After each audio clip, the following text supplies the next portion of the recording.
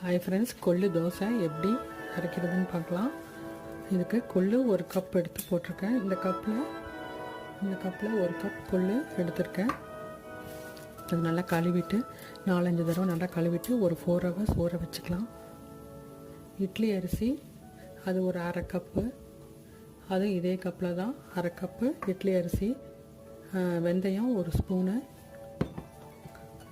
Oats அது ஒரு அரை கப்பு, அவல் அது ஒரு அரை கப்பு. இது எல்லாத்தையும் அவளை ஒரு 10 நிமிஷமும் ஓட்ஸையும் அவளையும் ஒரு 10 நிமிஷம் மட்டும் ஊற வச்சுக்கலாம்.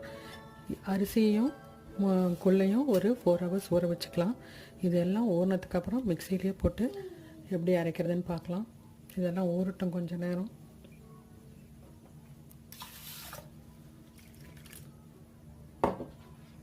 இது ரெண்டும் நல்லா ஊறிடுச்சு. இந்த அவளும் இதுவும் ஒரு 10 நிமிஷம் ஊறட்டும். வரமிளகா ஒரு 5 வரமிளகா போட்டிருக்கேன். இஞ்சி ஒரு சின்ன துண்டு, சோம்பு ஒரு அரை ஸ்பூன், ஜீரகம் ஒரு அரை ஸ்பூன். ஃபஸ்ட்டு கொள்ளவும் போட்டுக்கலாம். இதில்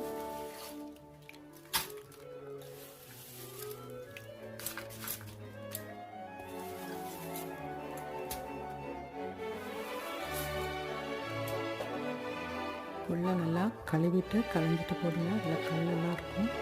அதுலேயே இந்த அரிசி இட்லி அரிசி ஒரு அரை கப்பு, வெந்தயம் ஒரு அரை ஸ்பூன் ஆட் பண்ணிக்கலாம்.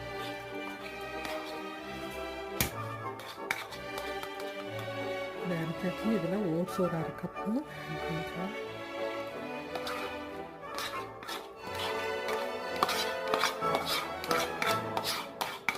இதில் இந்த அவளையும் ஆட் பண்ணிக்கலாம்.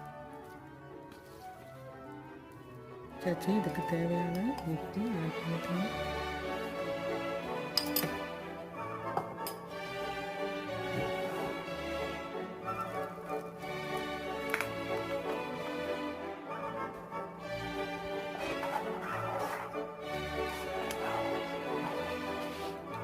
இது நல்லா ஒரு 4 மணி நேரம் புளிக்க வச்சுட்டு அப்புறமா அடை ஊற்றிக்கலாம். இதுக்கு கொஞ்சம் வெங்காயம், கருவேப்பிலை, கொத்தமல்லி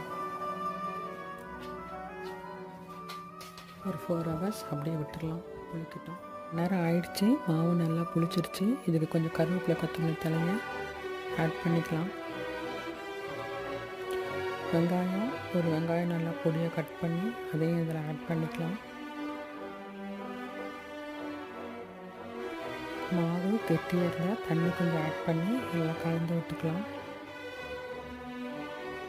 தோசைக்கல் காஞ்சோன்னு ஊற்றிக்கலாம். அடையாட்டம்